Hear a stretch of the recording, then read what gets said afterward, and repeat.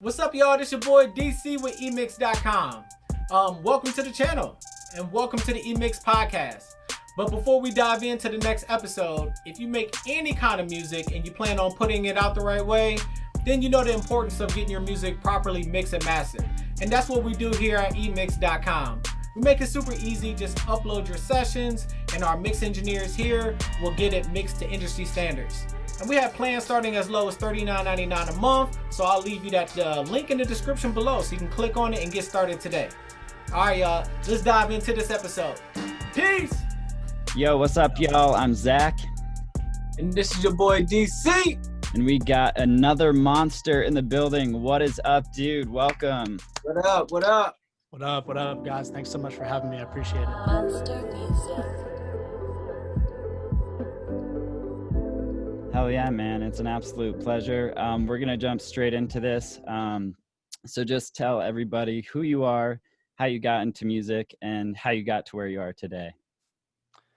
That is a very long story. First of all, my name's David, aka Another Monster. I run a YouTube channel, Another Monster Productions, which is the main thing that I do with music now. And it's mainly a lot of production tutorials.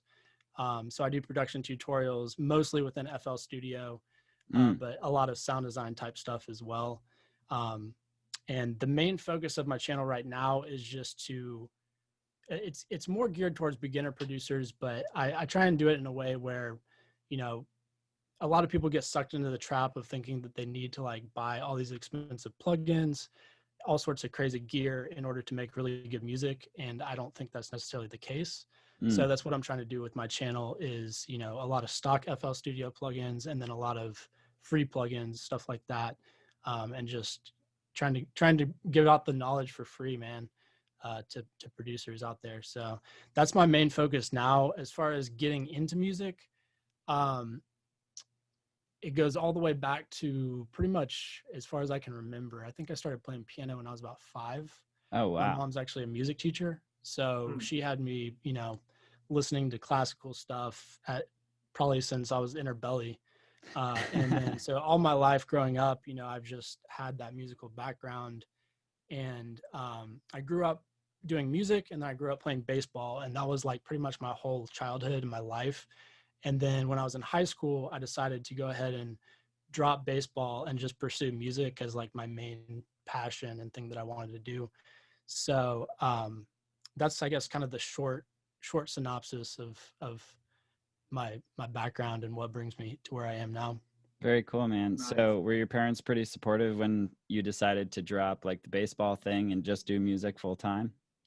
Yeah, my parents have always been super supportive of, you know, my musical endeavors and pretty much, I mean, you know, they as supportive as parents can be, I feel like, Right. given, you know, you know how parents are with like when you're going into the artistic realm, they can be a little bit wary and a little bit hesitant to Right. kind of for you to pursue that. But yeah, no, they've been super supportive as far as that goes. That's awesome. So when was the first time you got into FL Studio? So I first got into FL Studio, actually, like I remember it really well. I was 14 years old. Back then I was playing a lot of in like a lot of metal bands and stuff. But I was hanging out with a friend of mine who was actually a friend that was not a music friend. He was just one of my really good friends growing up. And we were at his brother's apartment, who his brother had just gotten this apartment. Like I was 14. So his brother must've been like probably, I guess, 18 or something. So he just got his own apartment. We went over there. They started watching Anchorman, but his friend was showing me, his friend had just showed me FL Studio, and this was back when FL Studio was like FL Studio 5. So he like showed it to me and like gave me some headphones, and I just like went in the other room and was just like programming beats, like messing around in FL Studio while they were watching Anchorman in the other room. And like I was just like in there by myself, just messing with it. And then after that, I ended up getting the software, and you know, for several years after that, I just kind of messed with it, like making really crappy like hip hop beats and stuff, and like kind of, well, I guess you could call it techno style. I don't even know what genre you'd call it. It's just bad. But then a few years later, I actually, you know, got serious about music production and started really, really diving into it. So you started Mm. out with like hip hop beats, and I know you make a lot of like cool electronic music stuff now. What was the transformation over to that? And is that your main genre now, or do you still dabble in hip hop beats and other genres as well? So right now, I actually have transitioned back more into like pop, hip hop, still definitely EDM influenced stuff, Mhm. but mainly pop stuff. Mm. So I work with a couple artists in Atlanta, and I've kind of taken a backseat from working with them as much now, because my main focus, like I said at the beginning, has been, you know, the YouTube channel, and that's really my main. That's where I spend most of my time with music production nowadays. But the other thing that I'm really working on and kind of working on behind the scenes is trying to build up kind of a beat store online where, you know, I have beats that I can make and sell to artists and stuff like that. So Mm. that's kind of the next step for me, probably moving into next year. So So so on FL, I mean, I know you make all different type of genres, but as a program, as a DAW, what do you think is the strong points? Do you think it's the pop sound, the EDM sound, the hip hop and R&B sound? Like what do you think that FL's core image is for like for production? Well, it's kind of hard to answer that question because I honestly I'm not the best at I haven't experimented really with other DAWs enough to be able, Mm, like I you know, I've messed with Ableton, I've messed with Logic, and I've messed with Reason, but for like 5 minutes each. So mm, I don't okay, I know, like got you. I don't know enough of the differences between all the different DAWs to be able to like fully answer that question. But I do know that, I mean, a couple things I do like about FL Studio. Number one, if you decide you want to go the FL route and get FL Studio, you get lifetime unlimited free updates, which is oh, great. that's sick. Other, yeah, I Okay, wish that's other good. DAWs, I wish yeah, Ableton other did that. DAWs don't offer that, so that's kind of a big bonus. Another big thing is just that FL Studio, like I don't think people realize how powerful some of the stock synths that come with FL Studio are, Mm, and just, I mean, all their stock plugins. I mean, pretty much any DAW has this, but um, you know, people don't really take advantage of this, the stock plugins and what they can do as much as if you just learn how to actually use them, then you can get a lot done just So inside FL Studio. so what are some of those stock plugins, and what are your favorite features of those? So one of the plugins that I do a lot of tutorials on is Citrus, Mm-hmm. and okay. which is a synth. Yeah. And the so this synth in particular is actually super complex. Um, I wouldn't necessarily recommend it as a first synth for beginners who are trying to get into sound design. But the reason I started doing tutorials within Citrus is kind of because of like popular demand, I guess. Hmm. So Right. people were hitting me up. You know, I kind of got like, I don't want to say boxed into doing sound design tutorials, but it's kind of how my channel like took off. I was doing, you know, all sorts of different types of tutorials, and people started really gravitating towards like the stock FL Studio sound design type tutorials. Hmm. Mm, So because I was growing an audience doing that, I uh, I just kind of kept doing that. So people wanted Citrus tutorials, and that's what I do a lot of.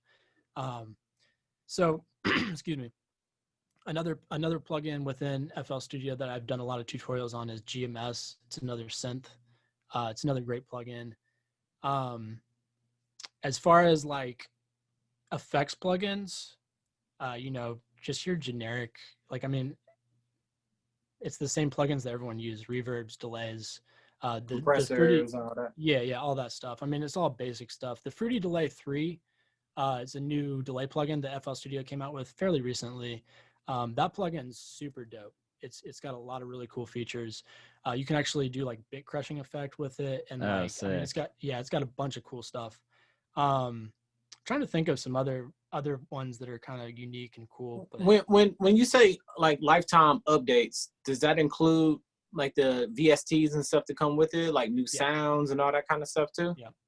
Oh, Yeah, dope. and ImageLine is constantly like, I mean, they're coming out with new plugins all the time too. So they just came out with a new plugin, which actually this should have been what I just thought of when about that question. But there's a new plugin called Destructor, which is like a combination of like all their distortions from every plugin that they have all inside one plugin. And then it's got like a filtering plugin, a chorus effect, and then also like some sort of like amp cab effect. So it like emulates like a guitar cabinet, and then it has all these different modes that you can mess with. So that's really cool for sound design. And that's all within one plugin. Yeah. Oh, and that's then you can crazy. you can like stack them, and then you can turn them on or off. And I mean, it's really cool. So like they have a lot of cool features like that, a lot of cool plugins. Cool. What kind of rig do you have that you feel is optimal to run FL Studio? Do you need like a beast computer? Can you get something kind of like entry level? Like, what do you suggest for people who are just starting off and they want to buy a PC to run FL Studio? Yeah, I mean, these days, I think pretty much anyone can get started with anything. It's going to be a little bit annoying sometimes if you want to, do a lot of sound design using like Serum, like a lot of instances of Serum, or some of these other like super heavy CPU intensive plugins. If you do tend to use more of the stock plugins, FL Studio is pretty good about CPU usage on those. So that is another added benefit of using stock plugins. But then there's other workarounds as well. So I mean, specifically spec wise, if you go onto the ImageLine website, it's imageline.com. They have like the exact specs of like the minimum requirements that you need. I couldn't tell you like right off the top of my head. The computer that I have now is pretty powerful, but the only reason I got that is for video editing, for like the tutorials and stuff. So I mean, I've used way less machine previously and been fine. And you can freeze out tracks. So I mean, there's a couple hacks to like free up CPU if you're using a kind of a not as good of a computer. So I mean, I've got tutorials on that on the channel as well. So. Awesome. So before we jump into like more of your YouTube stuff, I just wanted to talk a little bit about workflow for beats that you create and just music in general. So tell everyone how you kind of like start a song and the process of getting it completed. So it kind of depends on the genre. These days I've been doing a lot of like pop and hip hop type stuff. So generally I'll start with the chord progression, and that'll kind of give me a vibe. If I wanted to go more of like a sampling type route, then I'd like find a loop or something that I really like that, inspires me. And from there, I'll usually create like a melody, or I'll just go straight into the drums, create a little drum loop. Pretty much I do actually kind of have a weird workflow within FL Studio, but I don't want to necessarily get too like in depth in that, because you guys probably won't know what I'm talking about anyways. I don't think either of you use FL Studio. What do you use, Ableton? Yeah. And then and I'm a Logic Pro Tools guy, and we always keep tally on everyone who comes on the show, like what DAW they use, what programs they use.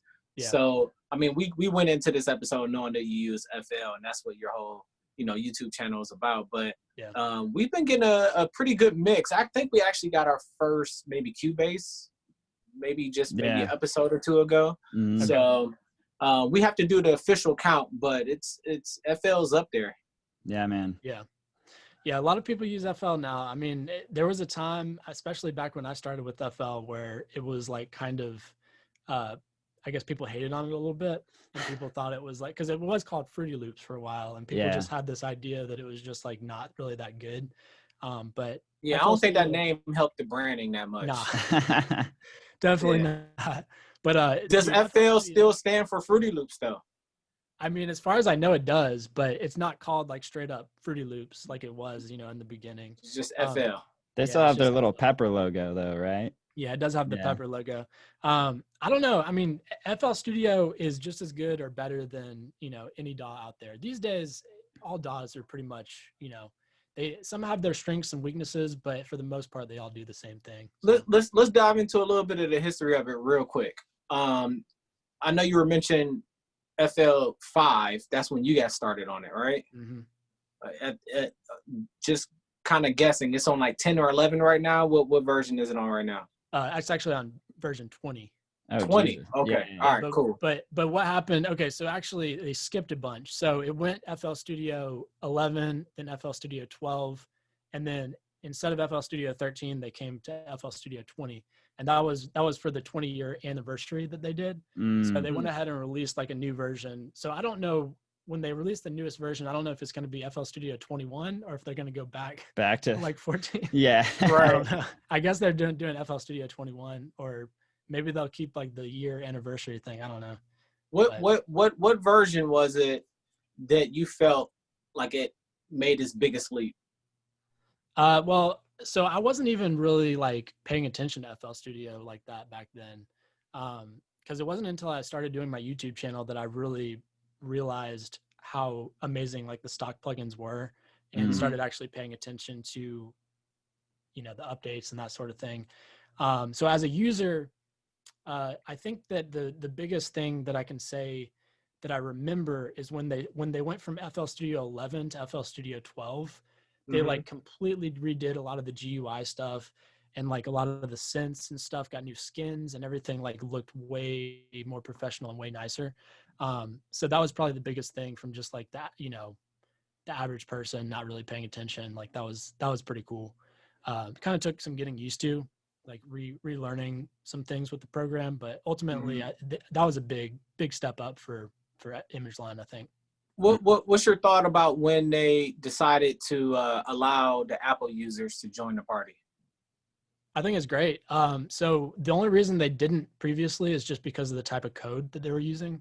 Okay. So for the longest time, they were using a code that was like not compatible with Mac, and they finally got around to like, I guess, updating that to a different language, or I don't know exactly what they did, but they did it in a way where, they were able to bring Mac users on board, which I think is great. It's only going to be good for ImageLine and FL Studio. So Yeah, definitely get some more customers.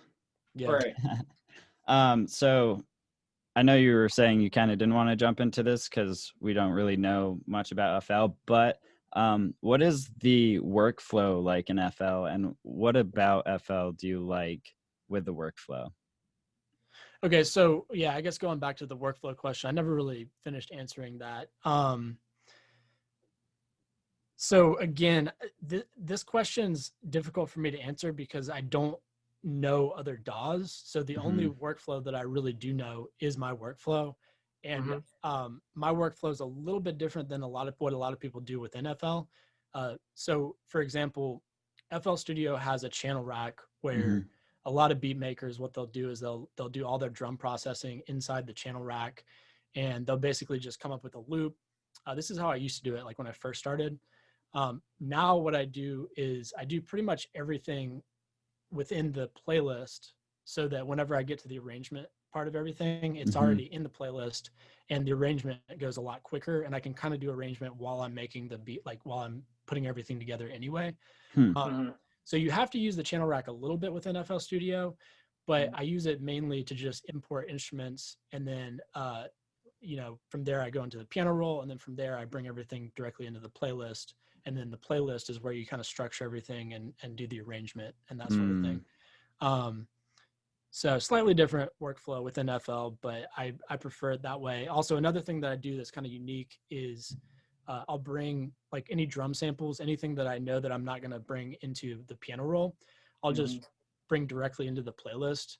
And in FL, when you do that, you get like an actual audio waveform view of what's going on inside the playlist, which helps with the way that I do my side chaining, it helps with a lot of things, because that way I'm not limited to only seeing MIDI, which I don't know how it is in Ableton, like if you have an audio versus MIDI view, but with the MIDI it's only lines, and then with audio it's actual waveforms. So I prefer to work with audio when I can. Well, I mean, that's a big thing too. I think with every DAW that's used is like, do you use MIDI or do you use audio? And I think there's certain times that makes it easier to use MIDI or audio. I personally use MIDI a lot because I'm used to seeing the lines, and like I feel like I have more control over it. But I think it is cool to have audio because you can actually see the waveforms, and you can get really specific on the phasing and everything. And exactly, yeah. So.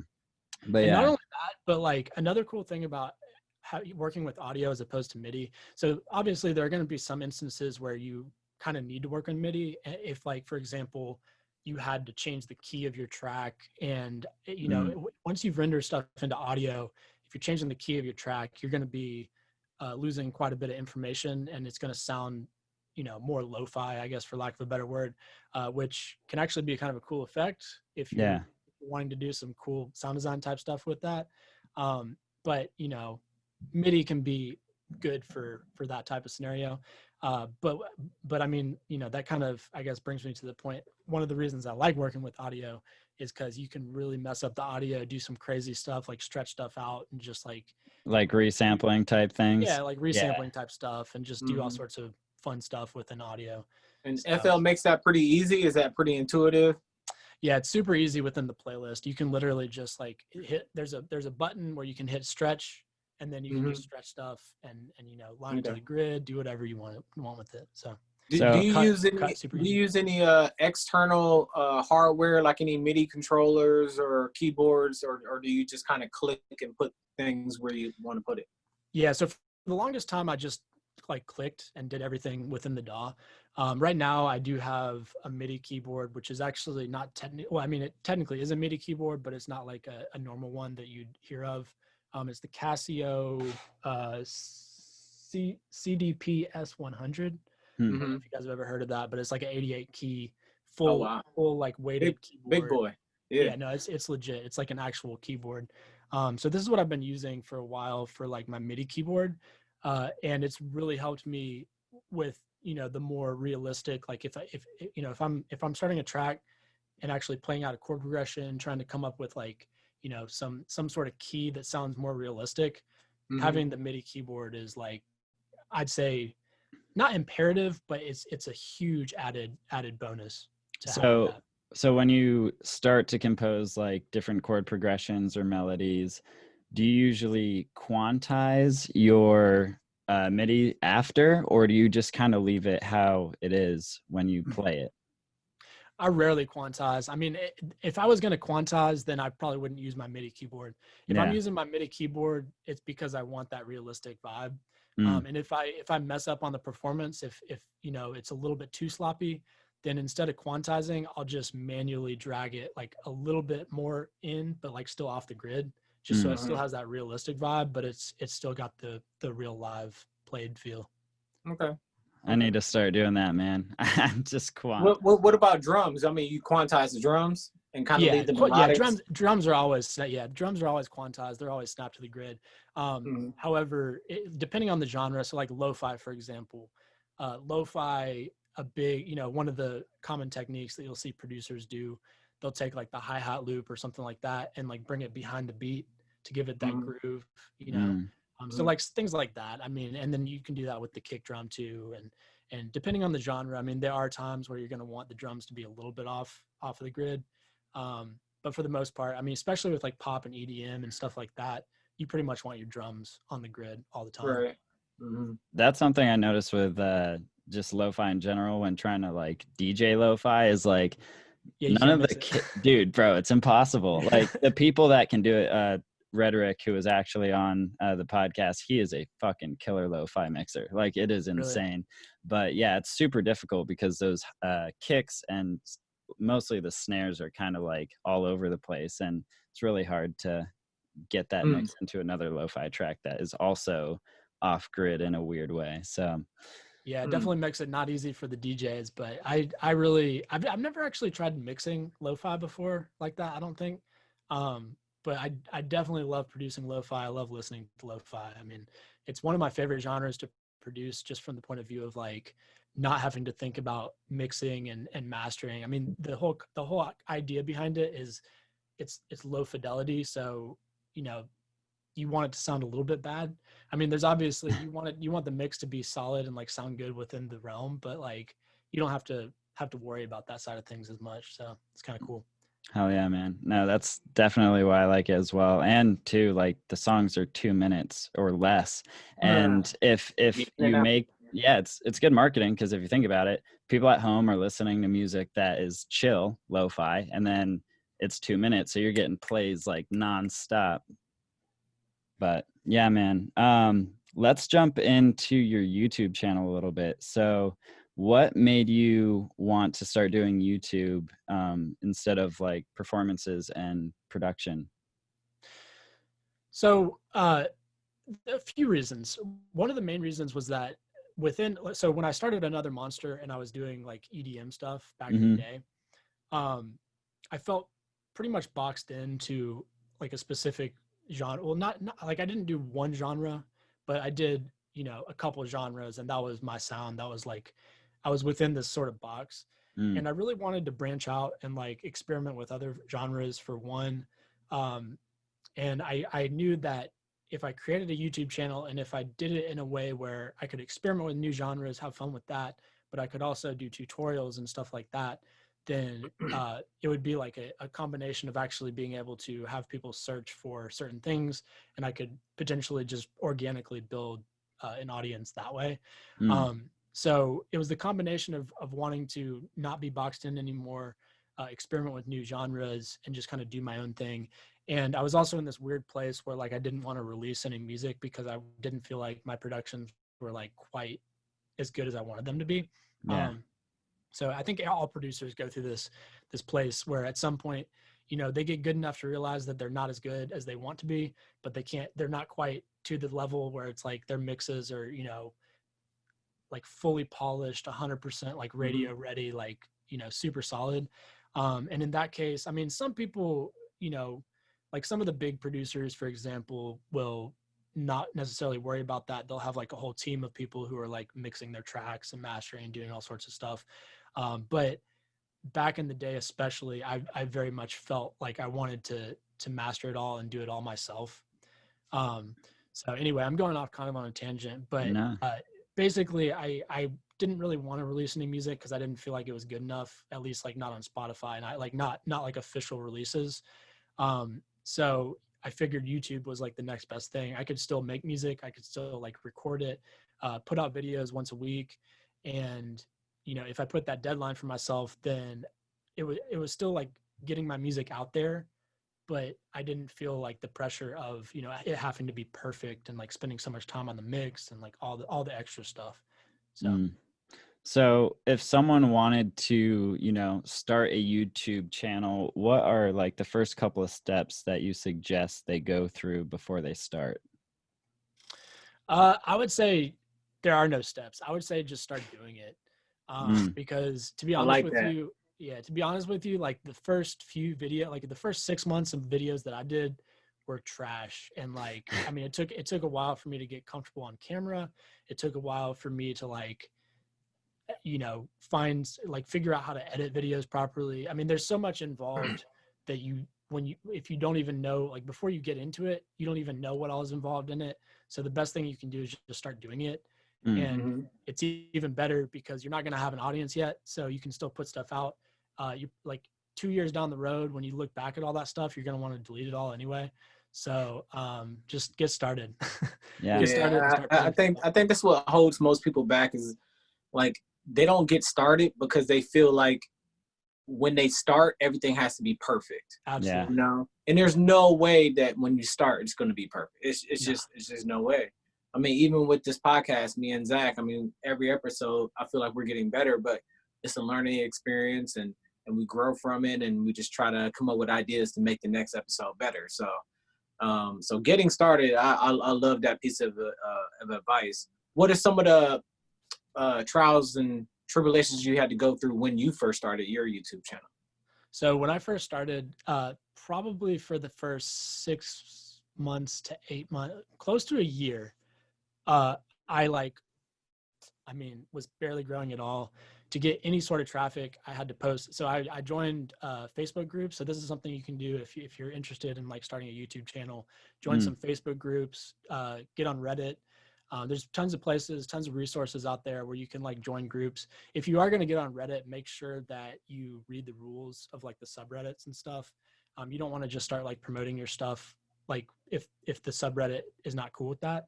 Because they'll you can get hated on for doing stuff like that. Will they be able to like block you or kind of how does that work? Account inactive? Or? They could potentially do that. I think the moderators could, but well, here I'll tell you a story. So there's a subreddit that I was involved with I'm not going to name the name, Oh, but like it was one of the ones that I posted in sometimes. It wasn't an FL Studio. So I post in the FL Studio subreddit like pretty much every time I do a tutorial. Mhm. Sometimes it gets a lot of upvotes, and like when it gets enough upvotes, it just automatically goes to the top. Oh, cool. So when you do that, like if you get enough upvotes and you know, let's say like 200 upvotes or something like that, I mean that's like an extra 1,000-ish views on your video. Huh. within, So it's a like couple free days. boosting Yeah. almost. Oh, that's Yeah. cool. So that, I mean, it potentially,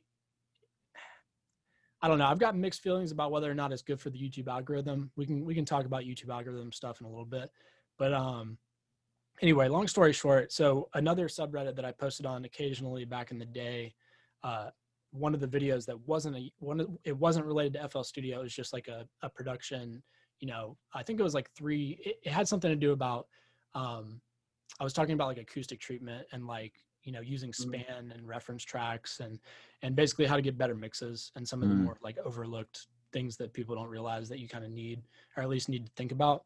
But I posted that video on there and, you know, instantly started getting like a bunch of hate on it. People were like, well, actually, so at first it got upvoted a lot. So it got upvoted to the point where, you know, it was like taking off. And then like a couple of people jumped in and were like hating on it and were like, why, this is like shameless self-promotion, blah, blah, blah. Like it's against the rules, et cetera, et cetera. And the thing was, so there are tons of people in that subreddit who post like tutorials and stuff all the time. Mhm. And I had done it in the past and like never gotten any hate or anything. So because of that, I guess I hadn't really like fully read the rules of the sub. And so I just assumed it was cool. And so anyway, I started getting a bunch of hate and I was like, dude, why are you guys hating on this? Blah, blah, blah. They're like, you know, take this down. And I was like, you know, why would I take it down? Like, you know, this is helping people. And they're like, nah, this is just self-promotion, blah, blah, blah. And I was like, okay. Anyway, long story short, ended up getting a bunch of like I had this reply, had, you know, which was like a bunch of people were like downvoting, which was like a very well thought out, like, you know, nice reply. Like I wasn't being a dick or anything. And even had a couple people like jump in after the fact who were like, dude, I don't understand why people are downvoting you. Like you're being very respectful. Like this, you know, like doesn't make Yeah, sense. it seems like you were trying to help them. Like Yeah, just no, like, exactly. hey, here's something that's helpful that I think is interesting. And they're just the like, people can learn from. yeah, but Yeah. dude, Well, no, you know, that's exactly what it was. But you have to understand. I mean, what I think happened is somebody just got up off the wrong side of the bed, or like, you know, they're having a bad day, and I don't even know, yeah, I don't even know if they were like a moderator or what exactly.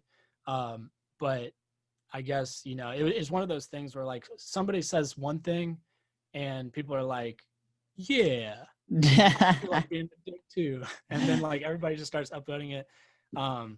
Either way, I mean, you know, it is what it is. The moral of the story is be careful. You know, if you are going to use Reddit as a place to post, just make sure you read the rules beforehand. I ended up deleting that post just because it wasn't worth, you know, like it was getting more negative feedback than positive, and I was just like, it's not really worth it. So Was your my bad, Zach? I was no, going to ask, was your YouTube channel geared towards tutorials from day one, or was there any part where you maybe pivoted your direction?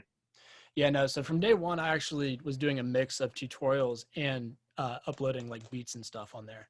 So in the beginning, I was doing a lot of different stuff, which was kind of all over the place. And then back then, excuse me, back then, some of the tutorials I was doing was like very much, you know, super short, like simple type tutorials. Nowadays, my tutorials are generally a lot longer. I'd say on average between like, I don't know, 8 minutes and 20 minutes, something like that. Yeah, I was looking at that's what I'm doing right now, is kind of going through your channel here, which is like a lot of great information. So that's why I wanted to see, like, for someone who wants to start a YouTube channel, do you have to know, like, okay, this is what my channel is going to be about? Is it okay if you kind of pivot? Did you see anything happen when you were like starting to change your channel a little bit? So yeah, so there's a couple things. Number one, like I said, you know, what I said initially still stands, that it's best to just get in. Yeah, being able to pivot is definitely a good skill to have. And it's a good idea to always be sort of understanding what your audience wants from you. And you know, you can do surveys, stuff like that, to kind of figure that out. In the beginning, it's really difficult because if you don't have any sort of audience and you don't really have anybody who's like can give you feedback, and you don't really have that, like you like in the beginning, I mean, going back to what I was talking about before I got off on the Reddit tangent. So in order to get any sort of views to my YouTube channel, I'd have to rely on like Facebook groups, Reddit, like basically external sources other than YouTube. And for anybody who's starting off with YouTube, it's going to be the same thing. Unfortunately, the way YouTube works now is you have to have at least 1,000 subscribers, and I think it's 4,000 hours worth of watch time before you can get monetized. Oh, wow. And before you get monetized, YouTube is never going to recommend your videos like within the YouTube algorithm. Because, and I don't think they're going to rank them very well either, because they're not making money off your videos if you're not monetized. Yeah, that makes sense. Yeah. So you got to work super hard in the beginning to really get to that point. Mm-hmm. Now, is it one or the other, or do you have to have both? Is it the hours that you need to hit, or is it the? No, you got to have both. You got to have at least 1,000 subscribers, and then you got to have the watch time. So what happened with me, I lucked out because I was like, you know, struggling for a really long time. I don't remember exactly how many subscribers I had, but it was definitely under 1,000.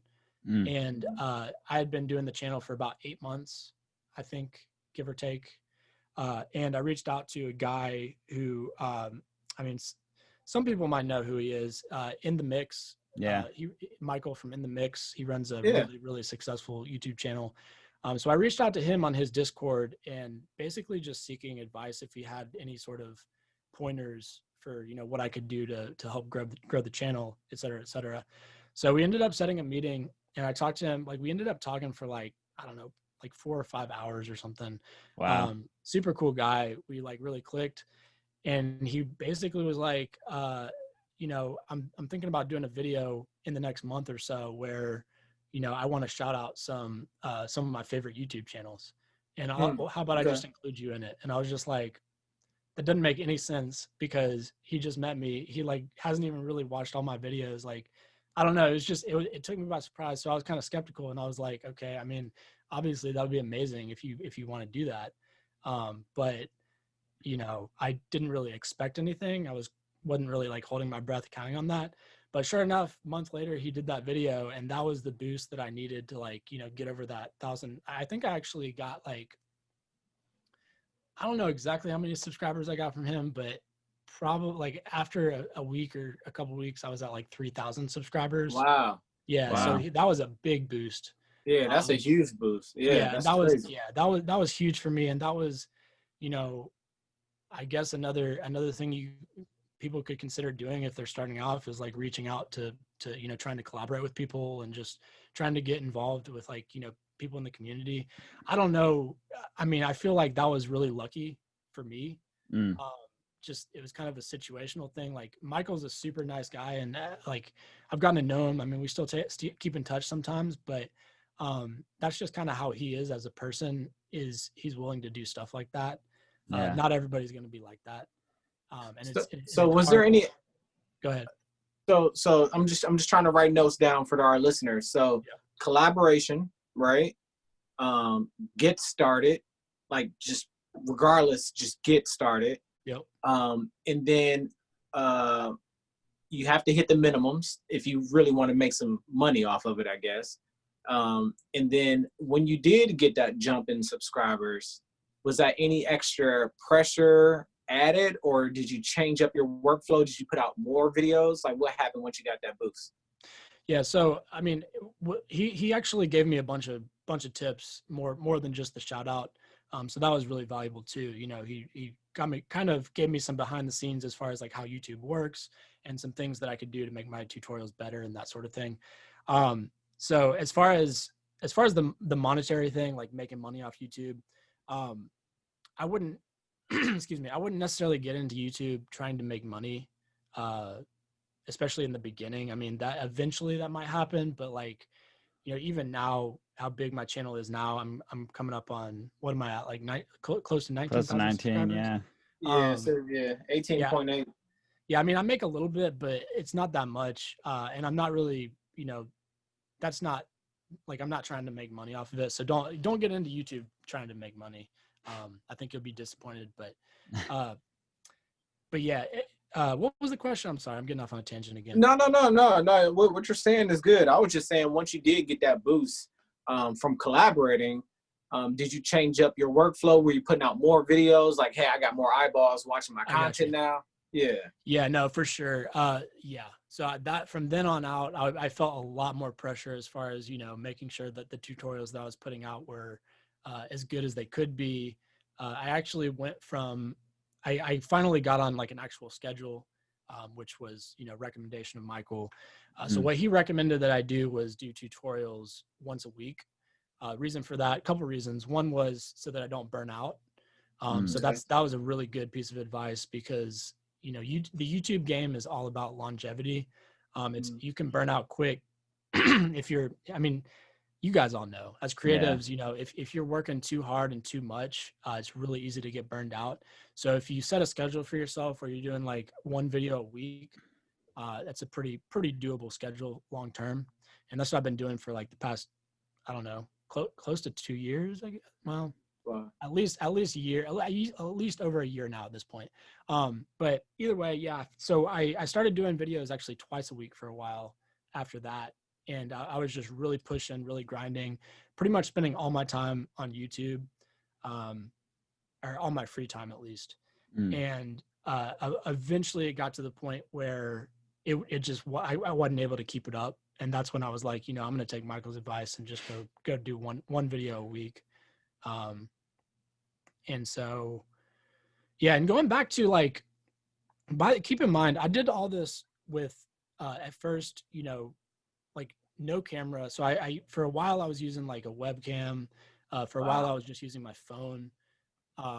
Only recently, in like the past couple months, I've been able to like actually upgrade to get like a nice camera. What type of camera did you get? So I got the Canon M50. Cool. Oh, nice. The mirrorless camera. Yeah. Mm-hmm. So I've been really happy with it. It's super nice. It's a really, I think it's a popular camera for like a lot of vloggers and stuff.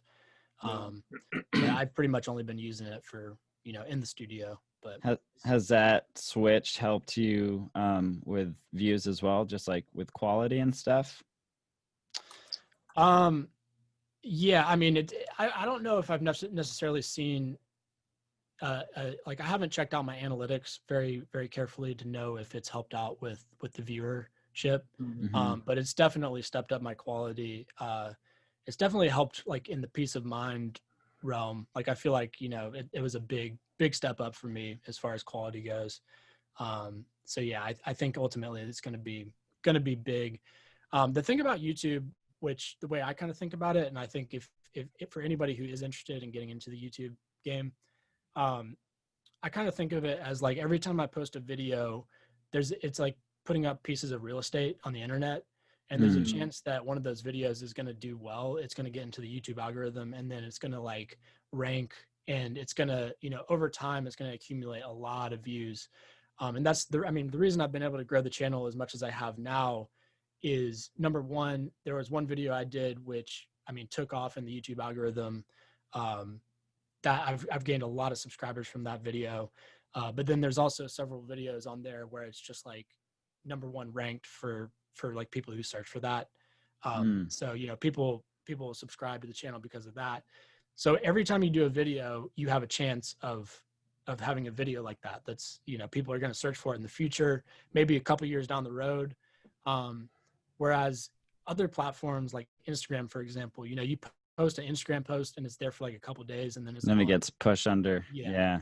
So it's kind of like, that's the thing that I love about YouTube is, at least right now in 2020, and it has been for many years, you can post stuff and it's going to stay relevant inside the YouTube algorithm for a long time. So let's talk about titles and thumbnail creation. What do you do for that? And what do you suggest for other people like when starting their thumbnail creation and title creation, what should they be looking out for to create good titles and thumbnails? So I use a plugin. It's called TubeBuddy, I think. Tube it's what- Buddy. Yeah, TubeBuddy. Go ahead. Yeah, look that up and make sure that I'm saying that right. It's an app? Yeah, you can. It's like a browser extension. You can add it on.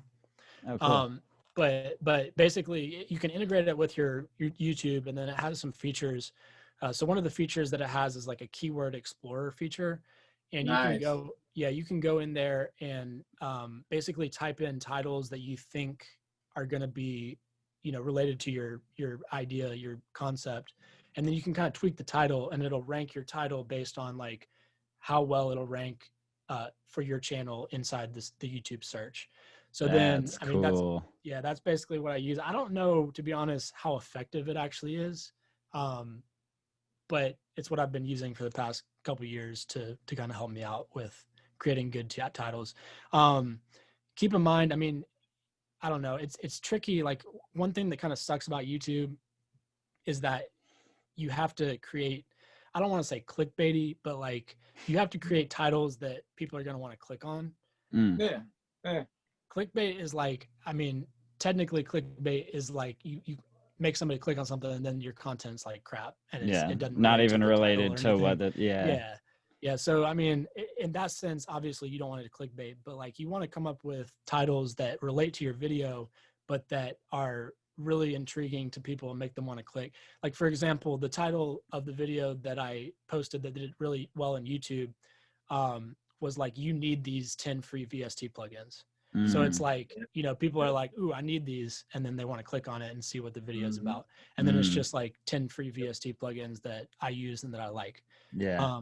And then I, inside of that, in the description, I like included timestamps. I included links to all the videos. So, I'm setting up the video in a way where it's like, even somebody who's not like, they might hear the first plugin, and then I'll mention, you can check out the timestamps if you want to skip over a plugin or something like that. So even if they already know about one plugin, they can go into the description, skip to the next plugin or whatever, they can skip around the video.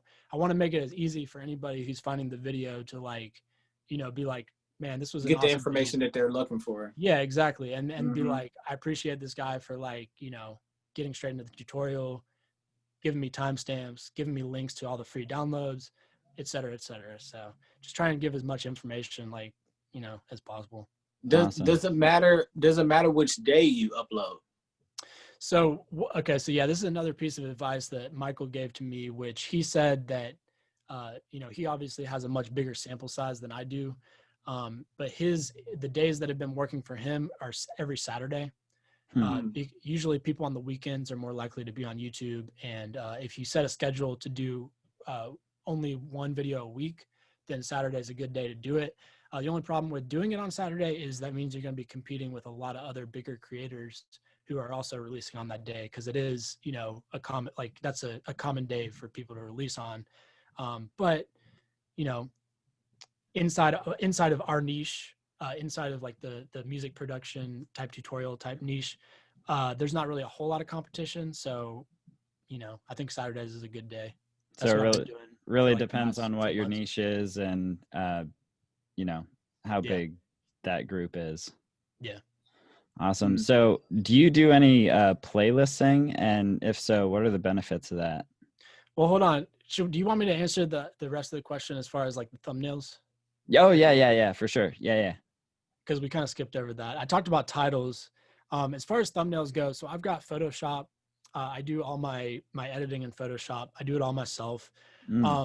One thing that I've, like when I first started doing thumbnails, I did more of like okay, so I'll give a couple tips, a couple things you can think of. Look at other popular YouTubers and like other popular videos and videos that have a lot of views, and like you can get ideas for thumbnails. It doesn't have to be inside the music niche. It can be like just anything on YouTube. Yeah. And kind of see what's like popping off like currently, like what thumbnails are like good at the moment. So that's one thing that I kind of keep an eye out for. Recently, I've kind of developed a little bit different. I've been going a little bit more professional with my thumbnails. I mean, you can go back and look at like all my thumbnails and kind of how they progressed over time. Yeah. And like my recent ones, I've been trying to make them look a little bit maybe less colorful, like more professional, and just They're more uniform. I'm looking at them now. They're high quality professional. They're pretty uniform. yeah. When I scroll down, I can see the colors or more colors.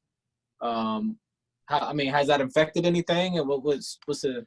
So I don't know. I don't think I really have a big enough channel yet to really do like split like A/B tests with thumbnails and stuff. And I don't know that like I'm necessarily going to go that route. Right. I just don't really. I don't know. I'm trying to give out like information. Like I like doing YouTube, but it's not like my job or something like that where I'm trying to maximize the most out of everything. So they Right. have A/B split testing for thumbnails? No, not really. I mean, what you have to do is you have to like I forget exactly how you'd have to do it, but basically you'd have to test out one thumbnail one day and then switch it over, and then like basically keep an eye on your analytics and see like the click-through rate and that sort of thing. And it's just like I don't care that much about all that stuff to do that. So I'm sure that if you did care about that stuff, you might be able to figure out what thumbnails work better. But I'm pretty happy with my thumbnails. I think that they're clickable. So what if someone wants to get a good looking YouTube channel like yours here, but they don't know how to use Photoshop? It's easy to learn, man. Just get on YouTube, watch some tutorials. I mean, like everything you can get for free nowadays. Like that's the thing. I mean, except for Photoshop, obviously you got to pay for that. But it's only like $20 a month, right? I want to say it's only $10 a month. Oh, really? I think I could be wrong, but I think it might be 20. It's either 10 or 20. Maybe Premiere is 20. Maybe it's different. Yeah. If you upgrade, I'm pretty sure I just own Photoshop, and I think if you only own Photoshop, it's like $9 a month or $9.99 a month or $10 a month. Mhm. But if you have like a bundle, I think it's more expensive, or like a couple of different ones.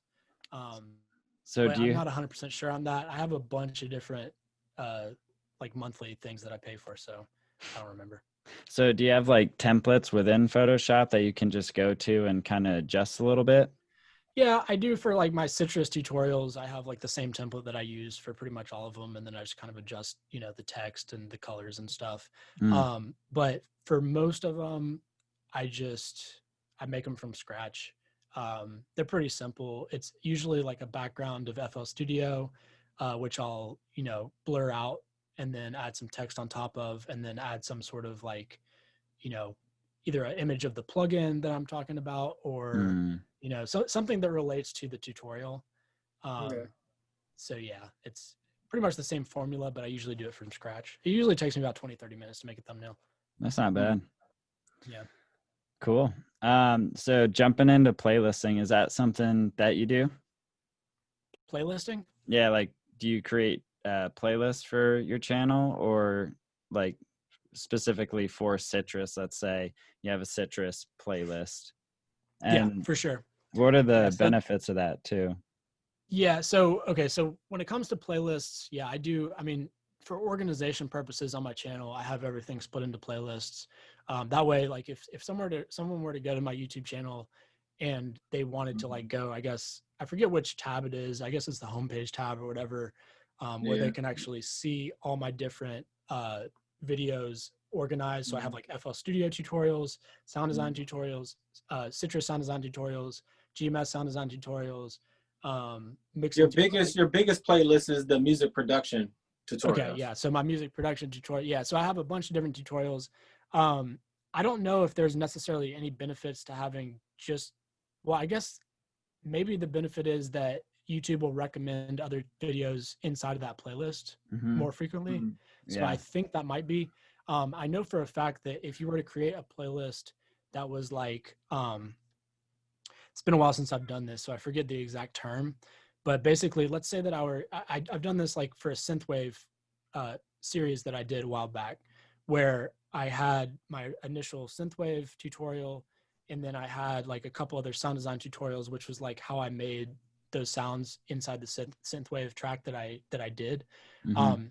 And I set it up in a way where it's like, this is a series playlist. I think that's what it's called, is like a series playlist. And so what that does inside YouTube, it allows you to actually like, the next video inside that playlist will pop up automatically when they're done watching that video. On your channel, right? Yeah.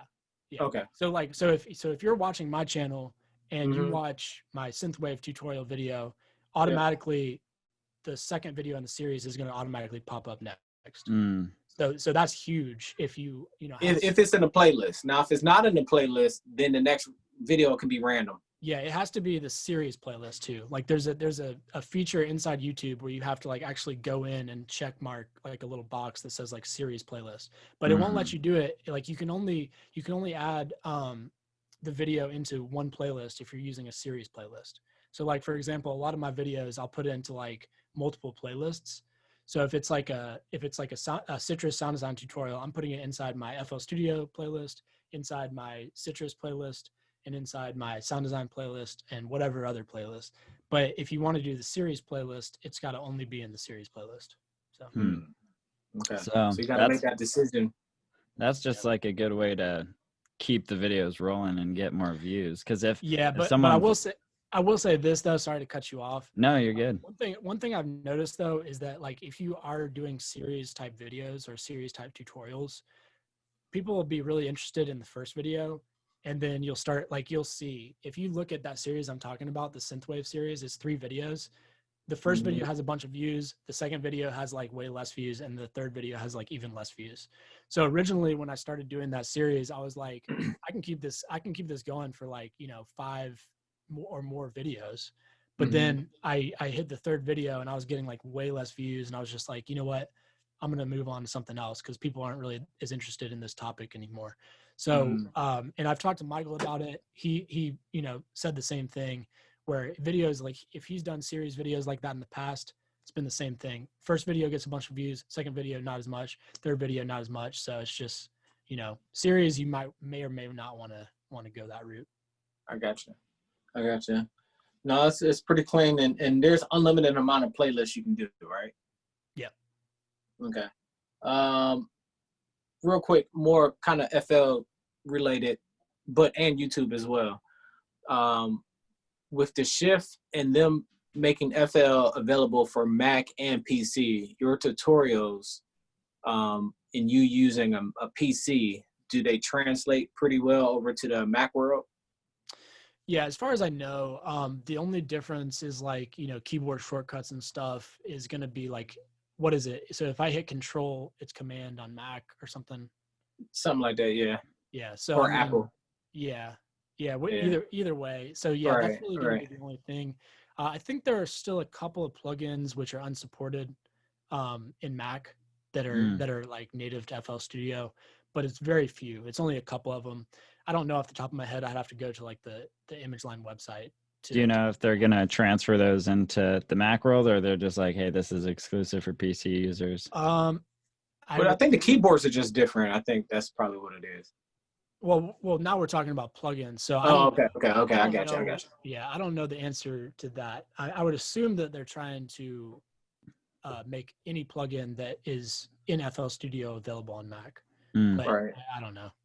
I'm not like that hooked up with ImageLine. I'm not like on a talking basis with them yet. So we'll see. I'll let you know. Yet. Next time we Soon. do a podcast, maybe I'll be in with them. Hell yeah, Actually, man. Michael just got he like just got a guru status. So he's like in their program. They have like a ImageLine YouTube video to our YouTube channel. Mm-hmm. Does guru tutorials with them. So anytime they release like new plugins or like certain features and stuff, he's on there with them. That'd be fun. What's one feature that you are hoping that FL will implement in the future? So the one thing, I don't know how so I've gotten kind of used to this, but one thing that I have heard a lot of people that kind of complain about is inside FL Studio. Let's say I'm working like within the playlist and I have like an audio clip, but I want to I want to keep that audio clip the way it is. Mhm. And so I've got like a loop going on, right? So it's like copy pasted, but I want to edit the second one, but I don't want to make any changes to the first one. In order to do that in FL Studio, you got to make that one unique. I don't know if that's the same in like other DAWs. Like I don't know how you go about doing that. But Like that's you have one to have a thing. separate track, or So what do you mean by unique? okay, so like, all right, so I've got one audio loop, right? Mhm. It's a guitar loop, and I've copy pasted that same loop to like repeat over and over again inside the playlist. Mhm. And I want to edit. I want to make a change to like one note, or like the last couple notes on the second one, let's say. But I don't want that to change on the first one. So in order to do that change, I have to make that clip unique, and then change. And Is so this MIDI or wave? is audio. Mm. Okay. So what you change on one section Changes to the whole thing. Yeah, Yeah. it changes every clip on the playlist. So if I had like 100 clips, that change would change all of those. How is that in Ableton? Like So with Ableton, I'm pretty sure it's similar. Like I said, I work in MIDI more, but yeah. So I'm sure if you dragged it out, it would do the same thing, and you just have to like chop it there and then switch that note, and then copy and paste that little thing across. But yeah, I'm pretty sure it's the same as well. And Logic, they give you the opportunity to just edit that one section, and it won't affect anything else. So I'm switching to Logic. Yeah, I think that's what like a lot of FL Studio users complain about, is not being able to like just edit it without changing all of them, without having to do the make unique thing. I've gotten so used to it. See, that's the problem. I've gotten used to FL Studio and like all the things that are annoying to certain people because I don't know any better. It's just like it's just what FL Studio it's just the way that the software is designed. So like some of those things that like were a little bit annoying to me at first, I've gotten so used to them I don't even think about them like that anymore. So yeah. So going on to their website, we had asked another guest on the show a similar question. So I want to ask you, since FL is your world, going on their site, just different tiers of FL that you can buy. For someone getting started, what tier would you recommend? So I recommend I would recommend at least the producer bundle. Don't get the Fruity edition. The Fruity edition is the $99 edition. Right. You can't like record in it. You don't have full access to the playlist. You just don't have control over all the features. So skip that version. If you're going to get it, get at least the producer edition. The producer edition is $200. Right. That's what I'm seeing here. Yeah. Yeah. I personally own the signature bundle. So if you plan on doing any sort of work with artists, like any sort of work with vocals and stuff like that, get the signature bundle, because the signature bundle comes with a plugin that's called NuTone. And NuTone is like the equivalent of Melodyne. Do you guys know what Melodyne is? Yeah. Pitch correction. Yeah. So NuTone is FL Studio's version of Melodyne. And it does like all the same stuff.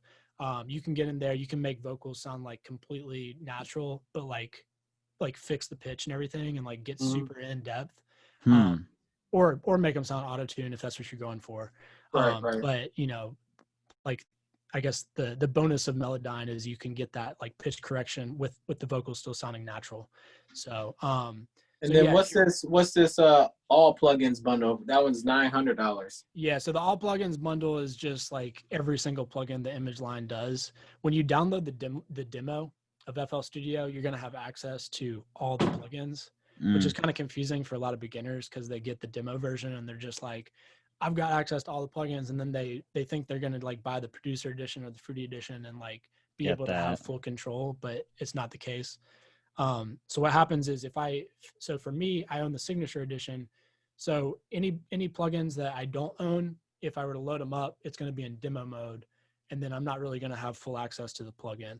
So you can also buy the plugins individually, which I wouldn't necessarily recommend because, for example, I think NuTone is like close to $100, and you can, get tons more plugins. The other big one is Grossbeat. So Grossbeat is huge. I mean, lots of people, beat makers especially, love Grossbeat, and that's another one that comes with the signature edition, but not the producer edition. So that's another big plugin to keep in mind. So Grossbeat and Newtone are like two big ones. Like right there, that's like, I don't know, $200 worth of plugins that you can get for $100 just by upgrading to the Right. signature Okay. bundle. What is Yeah. Grossbeat?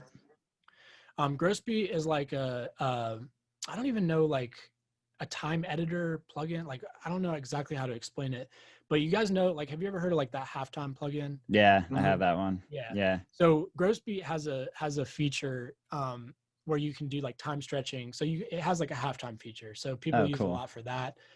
It's not quite the same as the actual halftime plugin, but it does similar stuff. And then it has like phaser, like you can do all sorts of crazy effects and like weird like scratching, like record type effects. So like Mhm. the Kind of tape like stop, glitches and yeah, stuff. glitches and tape stops and like all sorts of stuff like that. So So That's that awesome. in order to record someone, you have to at least have the producer edition. yep. So anything, so the Fruity edition is just making production. That's it. Yeah, and even still, it's like you don't even have full access over the playlist. Oh, okay. I So gotcha. it's not really like I would just skip over it. I So would the say, like, Okay. if you're looking at getting FL Studio, go ahead and spend the extra $100 and get Okay. the I producer gotcha. edition. Now, having said that, one last thing. So ImageLine does allow you. Let's say I got the producer edition and I wanted to upgrade later on to the signature bundle. Mhm. You don't have to like rebuy the whole, like you don't have to pay $300 all over again. You You just just have kind to, of just upgrade. make the difference. yeah. And then I think there's a little fee. So there might be like 10 or 15 extra dollars that you have to pay for it for the upgrade. But either way, it's not like you have to rebuy the whole bundle. Not starting from scratch. That's nice. Yeah. That's crazy. How I know you said that they update for life. How often do those updates come? So pretty often. I mean, they're coming out with, so I would say probably like every couple months they come out with a new Wow. update. So recently they did an update which is what I was talking about, where they came out with like Destructor. They came out with like New Time, which is like a audio, like not audio, like time stretcher plugin where you can like you can do all sorts of crazy stuff. It's a feature that a lot of people were complaining about for a long time that you can, I guess, do in Ableton that you haven't been able to do in FL Like Studio. audio warping. Yeah, audio warping. Yeah. Yeah. So they finally came out with a plugin that you can do that in. So that Nice. was big. Try to think, like, I mean, all the time, dude. Like every couple months they're coming out with a new That's version. good. Yeah. Yeah. That's crazy, man. FL is, it's, to me, it seems like it's grown a lot. It's matured a lot, I guess is the word I kind of want to use for that. Just for the name change alone. You know what I'm saying? Yeah. Yeah. And I think in the urban culture with rap and hip hop, R&B music, FL Studio has become way more accepted. People, I think, will in the past would kind of downplay how serious you are in the music industry if you were using like Fruity Loops back then. But now, like, you know, FL to be like, okay, perfect. You know what I mean? It's kind of more not industry standard. I wouldn't give it industry standard yet, but it's close. It's close. I mean, as far as making beats and stuff, I think it's pretty much, I mean, it's up there. Like, I think FL Studio is more known for beat makers and those type of producers, and Ableton is more known for, well, I'd say FL Studio and Logic are more known for like beat makers and stuff. Ableton is more known for like producer / DJ, like EDM Yeah. type people. Yep. So like a Mhm. lot of my friends all used Ableton back when I was in the DJ scene and like doing that whole thing. I had one friend who used FL Studio and like we did a collab, and then like a year later he switched to Ableton and was like, I'm making the switch. Like I was the only FL Studio user like left. So but then, you know, people like Martin Garrix and Brooks and like all these other Seven big names. Lions.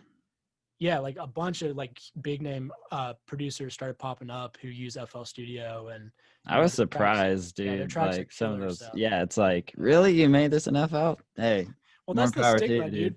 People think like, really, you made this in FL? I know. When you realize like all DAWs are the same, so Yeah. it doesn't matter what DAW you're using. It's all about, you know, understanding how to use the plugins and understanding the concepts behind, you know, how to put that together. So Fun So I fact. know that what you highlight on your channel is like, utilizing the most out of the stock plugins.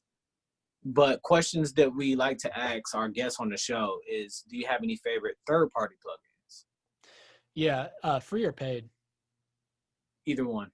Give me your But top free, your top paid. yeah, okay. So as far as free plugins go, Isotope Vinyl is huge. Oh, That's yeah. like, Yeah. yeah, that's like the lo-fi weapon, secret lo-fi Mhm. weapon, I think is what they call it or something. Yeah. So that one's a big one. Just for like sound design stuff. I mean, even if you're not doing lo-fi, having Isotope Vinyl is really cool because you can, like, I mean, it's just such a cool thing.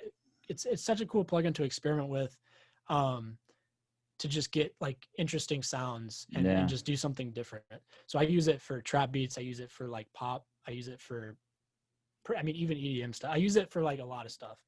Same goes for like, I've got a plugin called Bad Tape, which is, I think it's like 40 or $50 or something. It's a similar plugin. It's like a lower tiered version of RC20, which is like, the main like record, like a tape emulation plugin that everyone Yeah. has. So that's another cool one. Any of those lo-fi plugins are going to be super dope for like sound design and just creating unique sounds and like really doing cool like textural stuff within your mix. Kind of makes it Um, sound more organic too. Just like, yeah, for sure. Yeah. So I love lo-fi plugins. Like those are my favorite types of plugins to have and just experiment with. So definitely, if you don't have Isotope Vinyl, get that one. Another cool free plugin is D-Blue Glitch, which these are all plugins that I have. You can check out that video that on my YouTube channel. Yeah. I've got We'll a put lot a link in of- the description. Yeah, but so D-Blue Glitch is cool. The only thing with that one is like it's a really old plugin, so it's unsupported and it is glitchy. So it can be known to like make, crash your project and stuff sometimes. I personally don't like, I haven't had issues with it recently, like in the past few years. Back in the Mhm. day when I used to use it, it used to crash my system a lot, but now it doesn't really. Is that why they named it that? Because they're like, it's Right. gonna crash your software. I don't think so. I think it's glitch because of like, Use it at does your own risk. yeah, I think it's called glitch because it like does a bunch of glitch type effects. So it has like 9 different effects. It has like the tape stop effect, like on off effect, like stutter effects, reverb, delay, like a bunch of different effects. So Is it kind of set up like I don't know if you know this plugin, and tell me if I get it wrong, but I think it's Glitch 2 or like Glitch 1 or Glitch 2. Yeah, that's the newer version of it. That's like the paid version of D-Blue Glitch. Oh, okay, cool. Yeah. So it's kind of set up in the same way where like it's built in a grid and you just select like the MIDI based off of where you want it to do that effect. Yep, exactly. Okay, cool. Yeah. Okay. Awesome. What about paid? Well, the pay, I mean, Bad Tape's pretty cool. If you're okay, so I'm probably going to do a review on this plugin soon. I don't actually have it, but I've heard a lot about it. There's a plugin if you're if you're brand new in production and you're struggling with like chord progressions or the music theory side of things. There's a plugin called Scalar 2. Have you guys ever heard of that? It's by Scalar 2? Yeah, it's by Plugin Boutique, and it looks really cool. So it's like basically a cheat code. It lays out all, like, you can pick a key and then it lays out like all these crazy chords, and like, you can just basically like click the chords you want and like plot it out, come up with like all sorts of crazy chord progressions. So it's cool if you don't know theory, but it's also cool if you do know theory and you want to just come up with unique chord progressions that are like kind of out the box of what you would normally play. So the price isn't bad either. That's pretty good. I think it's like $40 or something. That's not bad at all. Yeah, I'm looking at it. It's pretty cool. Yeah, so that's a cool one. Definitely, I've got actually a private student who put me onto that plugin because I was trying to kind of teach him some like not sound design, like music theory stuff, and he like got the plugin. And I was like, dude, this chord progression's crazy. How'd you come up with this? And he's like, I use Scalar 2, and I was like, oh, what? And I hadn't even heard of the plugin until then. So, but yeah, that's a cool one. To be honest, like, so I'm not as big on like in the know about all these, new plugins that are coming out all the time. I do get hit up by a lot of plugin companies. I don't, usually do reviews unless it's a plugin that I like really like the look of it. And I think it's going to be really useful for my channel. I've tried doing reviews and like those types of videos, and they just don't do as well on my channel. And I'm not like, there's a lot of things to consider when it comes to the channel and analytics. And I don't necessarily want to go that direction if people like my audience isn't necessarily interested in going that direction. So yeah, I mean, I'm not like super up on all the best plugins, but No, I think those are great ones, man. I and got it. Serum, of course. Like Serum is like, I mean, that's the main one. Like if you want to get into sound design and you like, I mean, if you have money, Serum's kind of expensive. So Serum's like what? You can do a rent to own though. Yeah, on Splice. Splice. Yep. Yeah, so you can rent to own it on Splice. It's like $10 a month, and then you can pay it off in however many months. And get rid of your Netflix and just get Serum. That's all you need. Start sound designing. Exactly. Right. Yeah, but the thing I love about Serum is that the GUI is set up in a way where it's like it's meant to learn sound design. Everything is visual, so you like change the envelope, and you mess with the attack, decay, sustain, or release. And then there's like a little ball that shows you exactly, where you're playing it and like where it goes. And you can see like everything, any tweaks that you do. The mapping super easy. Effects are all like sound amazing, super easy to use. It's just an amazing plugin. So. And you can change your skins based off of what it looks like too. So. That's true. You can super customize it. Yeah. Oh wow, that's unique. Yeah, I like that. So, I mean, that's pretty much what I got. I know Zach has a couple of final questions for you. Yeah. So this is a fun one we like to ask everyone. But what is one thing that your viewers don't know about you? It can be personal or not. Ooh, my viewers don't know about me. Okay. So one thing that a lot of people don't know about me is that it's kind of personal, but my girl that I'm with right now also owns her own business. So we're both kind of entrepreneurs, and we're both doing our own thing. She does horses professionally. Yeah. So I'm actually spend pretty much like, especially since COVID, I've been spending like pretty much all my free time aside from music stuff, helping her with her business at the farm, doing horse stuff. So like mucking stalls, like whatever the case, she, always needs help with stuff. So yeah, that's kind of a unique thing. I don't know a lot of producers who spend half their time, at the farm all the time. Right. Yeah. Well, we have someone on the podcast coming up, and she is obsessed with horses. Oh, really? She has like her own ranch and stuff. So That's what's up. we got to link you guys up. Yeah. Sure. Yeah. Do you ever ride the horses? So I've ridden a couple times. Anna's always wanting to get me on there to ride, as much as possible. I think I've ridden like 3 times in the past, 3 years or something. So never got bucked off. No. Okay, No, that's good. I haven't I've only like walked, trot, and that's about it. I haven't done anything. No jumps or anything. Nah. All right. I'm not on that level. You'll get there. We'll start slow. I did think of one other plugin that I want to mention. Another free plugin that is good for sound design. So like people who are interested in getting into sound design, have you guys ever heard of Helm? Mm-hmm. You know about Helm? Yeah. So that's another good one. It's like an open source plugin. If you go to the website, I forget the actual website name. I guess it's like, you can just type in Helm and go to the manufacturer's website. But they have like, when you're going to download it, there's like a button. It's like click, like donate however much to like get the plugin, but you can put in $0 and then you can just download it for free. So that's a good one. I mean, obviously, if you're planning on really using the plugin, it might be a good idea to donate a little something. Yeah. Right. To the manufacturer, but you can get it for free, and then it's laid out. It's like, I'd say probably the most similar in looks and just sort of feel to Serum. That's like a free plugin. Mm-hmm. So that's a good one for people who are interested in getting into sound design. And how's the quality of it? It's really good. Yeah, it sounds great. Awesome. Yeah, I really like that one. So, what is one thing you do? Like this, is just for like people that are making music, not well, or videos as well. What is something that you do to get over creative block? So creative block is weird because like for me, I always like there'll be times where for the most part I usually don't get creative block, and there will be like, you know, I'll just sort of like have this general sense of like, I guess I don't really ever get creative block, and then every now and then I'll just get into a mode where it's like it happens. Mm, What I usually do, it happens so irregularly for me. I usually just don't try and push it, just take a break. mm. I We've don't I been don't getting try that and a push lot. through it. I just like, you Mm. know, I mean, if it's not working, it's not working, and I'll just work on something else. You know, I'll be either productive in another way, or I'll just take a break altogether and just like, you know, do whatever.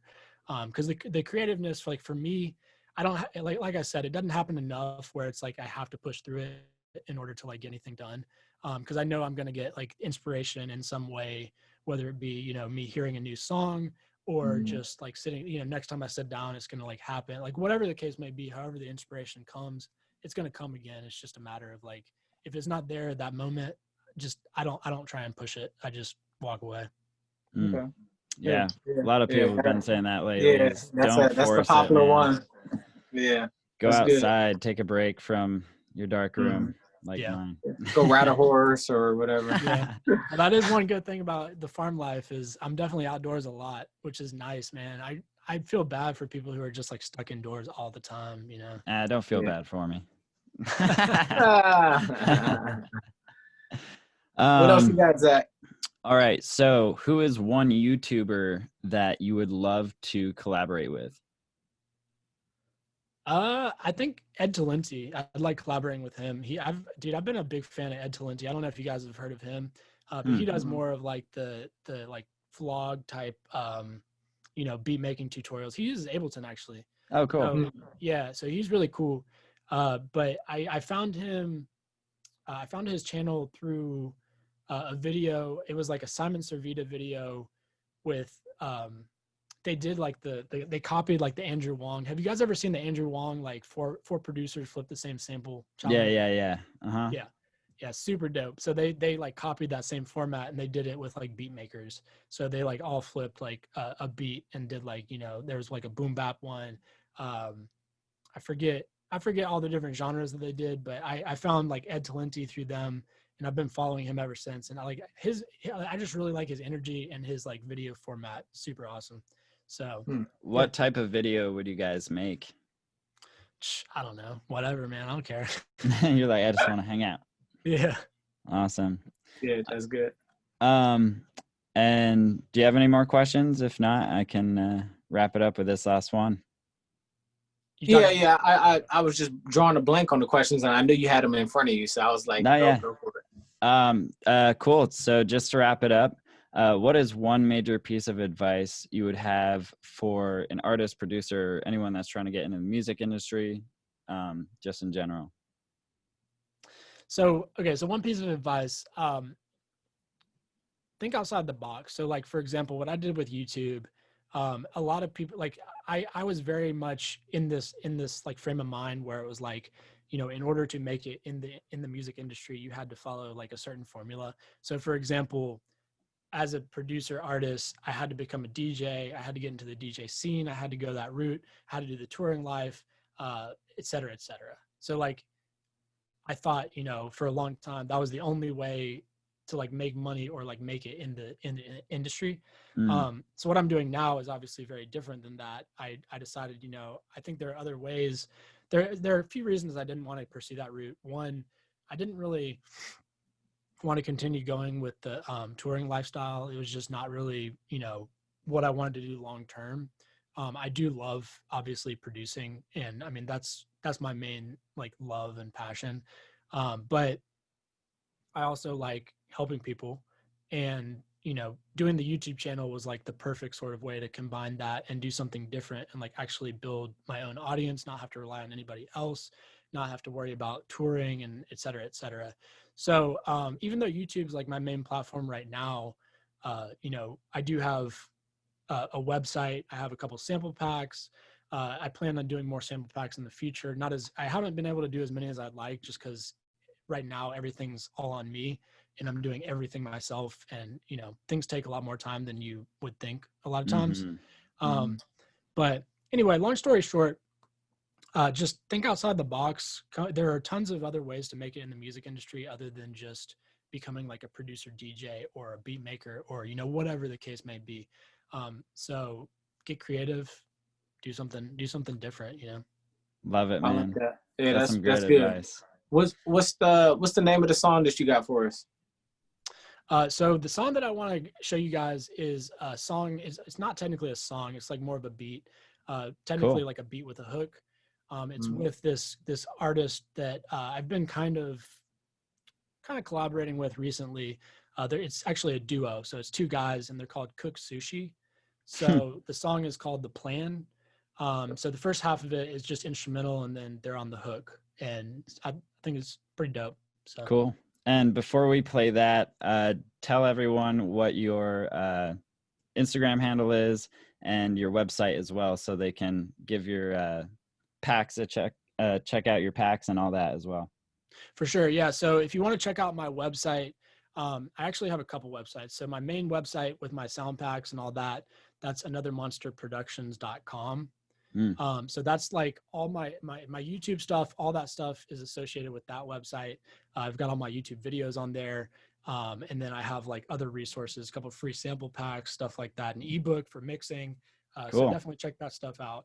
I've also got another website called anothermonsterbeats.com, which is actually kind of a work in progress. Like I said earlier on in the podcast, that I'm still kind of working on building that site up. I mean, it's live, but within the next, 6 months, I want to like redo everything and like have that be its own little thing. So that's for artists if they want to purchase instrumentals or like services, various things like that. You can check out that website. So that's anothermonsterbeats.com. My Instagram handle is @anothermonster1. Awesome. And then my YouTube is, you can just search Another Monster Productions and I'll pop up in YouTube. Yeah, man. I typed it just a couple hours ago and you popped up right away. So super easy to find on there. Well, dude, thank you so much for coming on. I really appreciate you. The Zach. Yeah. So we got Zach, we got DC, we got Another Monster in the building. We got The Plan that we about to spin right now. I need y'all to go listen to it, download it. I need you to do everything. Go to his website. I need you to go to his YouTube and learn. YouTube University, with the tutorials. And thank you for coming on the podcast again. Let's go. Peace. Peace, dude. Thanks for having me, guys. I got a million started a van. I put the ice on my wrist cause I can. And I'll spell it out if you don't understand. There is no plan after the plan. I got a million started a van. I put the ice on my wrist cause I can. And I'll spell it out if you don't understand. There is no plan after the plan. Monster Music.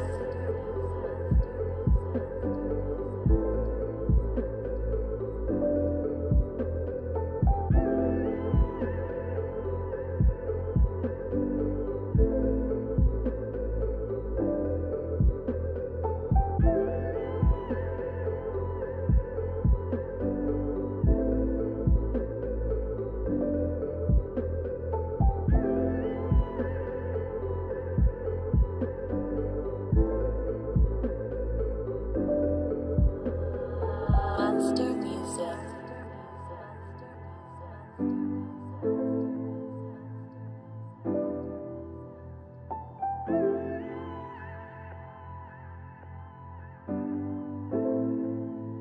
Yeah.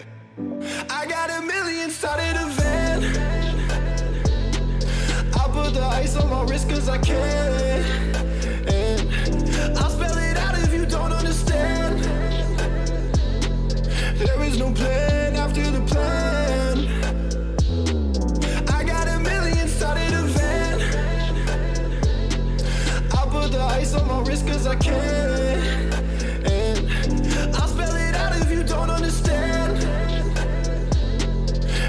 new plan.